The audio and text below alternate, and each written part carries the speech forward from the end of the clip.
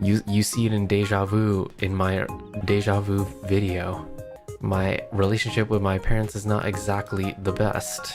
Obviously, I've shared my relationship with my mom is quite complicated, but over the years it has gotten better. You know, I don't mind being vulnerable, of course, but we gotta draw the line when it gets too personal, you know?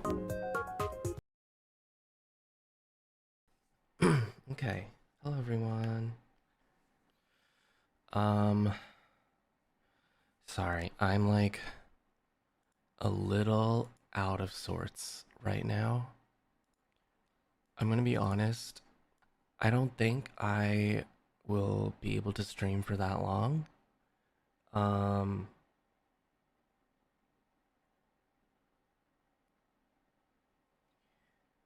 Basically, without like giving too many details, basically today I went to see my mother, who I haven't seen in several years. So I'm a bit like emotionally and mentally drained. But yeah. Yeah, it's weird. It's weird when you don't see someone in your immediate bloodline for like many years, and then you see each other again. There's a lot to unpack and, you know, talk about. So that's where I'm at. And then we have Page of Wands. Page of Wands for me feels like a reminder, because a lot of the time I feel like I'm not allowed to be or act like a page, because I feel at this stage of life where being a page is no longer something that I'm able or allowed to do, but it feels like these cards are telling me that I can and that I should. And like, but I never really allow myself to do that. Yes, an experience but full of potential. I feel like I'm somebody who's not allowed to.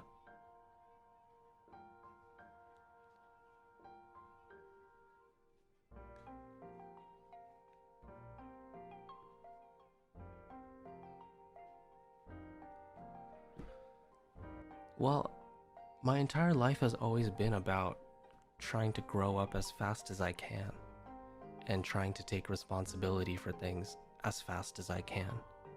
Which makes me think like, oh, maybe it's okay to go back to a place of things that you wanted to do when you were young but weren't able to do, that you feel like you're not allowed to do now that you're an adult. Time to nurture that inner child.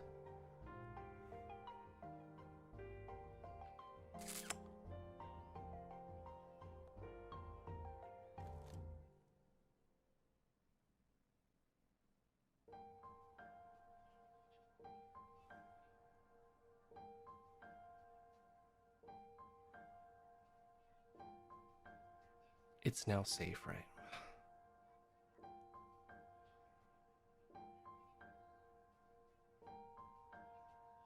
I guess it is, right?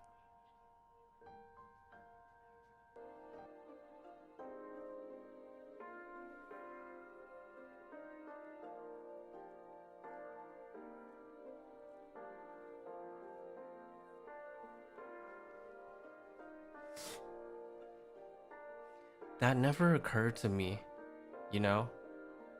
Since I moved out of my family home so long ago, it never like occurred to me, it never clicked in my head that I got myself out of that situation and I have been keeping myself safe but also have not nurtured my inner child, because I've always had to keep the inner child inside and never, you know, address it. I guess having my inner child hear or realize that, you know, it's safe now to do that feels very strange.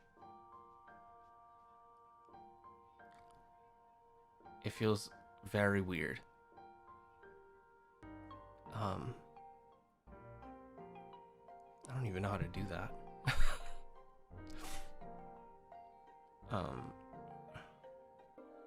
God, it's like when my mom started talking to me again and we started having a relationship again, and I'm like, I don't know how to have a mom. I don't know how to have a relationship with my mom. Sorry, I missed your text. It just feels weird to text you normally again. This is something, yeah, this is something to process, all right.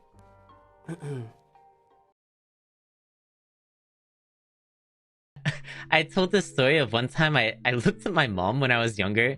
Like, Mom, I know I can sing. Can you buy me a microphone? And she bought me a microphone. But before she bought it for me, she made me like walk into the living room. And she's like, okay, so you think you can sing? Okay, sing for me. And she was sitting on the couch with a glass of wine, just looking at me. I was like, okay. What the hell? And I stood there for 1 hour trying to make myself sing. And I couldn't do it. That's a crazy thing to say to your child. Yeah, okay. Dude. You think you can sing, huh? Yeah, so you think you can sing? Okay, yeah, go ahead. Sitting on the couch with the wine, sing for me. Like it's a fucking audition program. You could sing on a live stream. Nothing is more scary than singing in front of your mother judging you with a glass of wine. Oh my god. Does your family know that, like, you sing a lot? Yeah,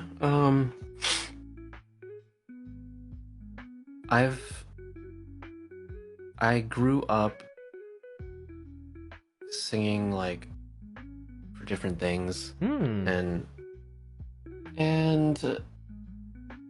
even when like I actually don't even know if my family knew about me like auditioning for all these different programs and like entertainment companies. Do they know now what you do? But, well, recently, yes. Oh, only recently? Yeah, and it's because I've only recently started talking to my mother again. So you have a lot of updates. Yes. Could be nice to catch she up. knows. And she's always listened to my singing in the past, because I sang for other things, and like back when I was still way back when I was like going to church or whatever. I sang for church. Oh. And, she saved that shit, all that stuff and whatever. And that's really nice. So you sang the hymns. That's what it's called? Or just like or with the choir? I can, but all the like contemporary Christian music, or because I like went to a Korean church. I know all the like Korean I see. hymns stuff and Korean Christian songs. So interesting. So I think having that as my background has like affected the way I write songs. I see. Internet. Explain that to a woman who's in her 80s. I don't know if I'd be able to do it. I don't know if they'd understand. Well, when I first explained it to my mom, she thought I was making money illegally.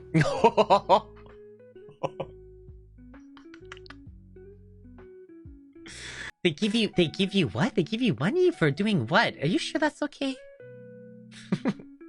Yeah. She's like, how do they pay you? Yeah. How often do they pay you?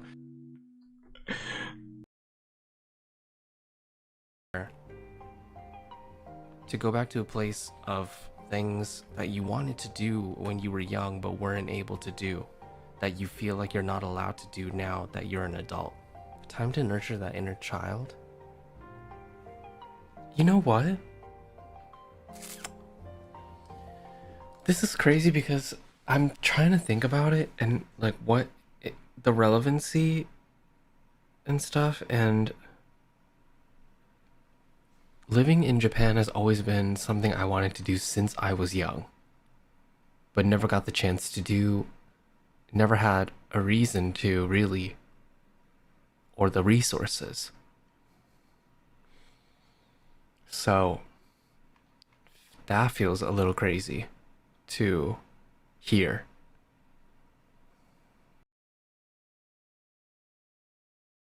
What's something that your mom does that you are very grateful for?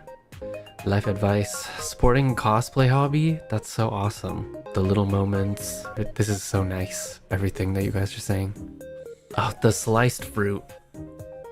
Classic mother moment. She accepted me for being gay when I came out. Oh my god, that is so rare. I am so happy for you. I've shared my relationship with my mom is quite complicated, but over the years it has gotten better, and it is better than it used to be.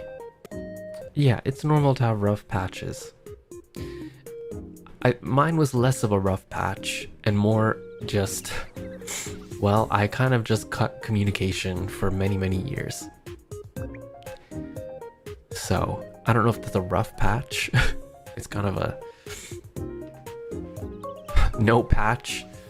No, it was like, I wouldn't even say a season because it was many years. I'm glad things are better now too, although I talked about it in therapy before. It felt strange because I didn't really know what it was like or what it looked like to have a relationship with her again. So at first I was like still not really answering her messages and stuff because I wasn't sure how to interact. It was just one of those things where giving someone a lot of time to grow as an individual in their own time and their own pace, and then eventually one day I decided, let's meet up and let's just see what it's like. Hard to rebuild a bridge that never existed. That is true, although my bridge, there was a bridge at one point, although it was very weak. And then the bridge, well, I broke the bridge, or rather I burned the bridge, and now we are trying to rebuild the bridge after it has been burnt. So you see it in deja vu video.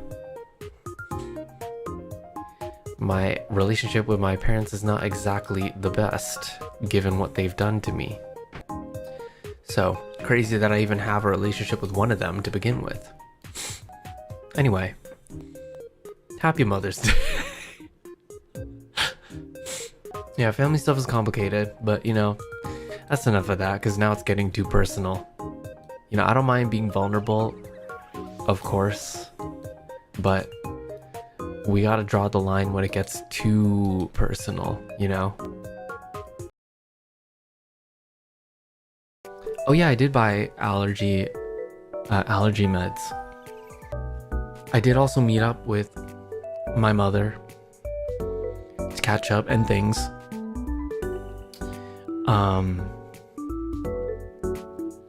Talking about, you know, if and when she would like to visit me or things like that. She also gave me this, she let me try this medicine thingy that it's not really a medicine, it's like a supplement, and it was very mentholy and very minty. I don't know if some of you know it. I took a photo. What is it called? Tolakangin? Oh my god, some of you know what it is? Okay, cool. Tolak angin. Yeah, tolak angin. It's very mentholy. It's like a packet. It's a packet of liquid or something. And I don't know where she got it from, but she said that she'd been taking it sometimes when she's feeling bad but doesn't know what it is. And she really made it out to be worse than it was. Because she was like, I usually drink it all at once, but you know, you can drink it slowly. She was like, let me get you some water so that you can prepare and stuff like that. But honestly, it was fine. It was just very minty and mentholy. Kind of, you know, it just kind of tasted like typical kind of Asian medicine type shit. And to be honest, it didn't really do a lot for me. I mean, it felt nice when I inhaled and breathed and whatever, but it didn't really make me feel particularly better or anything. So she asked me if I wanted more before I went back, and I was like, I'm good. It's fine. You can keep it. It's working for you. Not really working for me, I don't think. So it's whatever. Well, at least I know now that I'm fine with it and that I can handle it.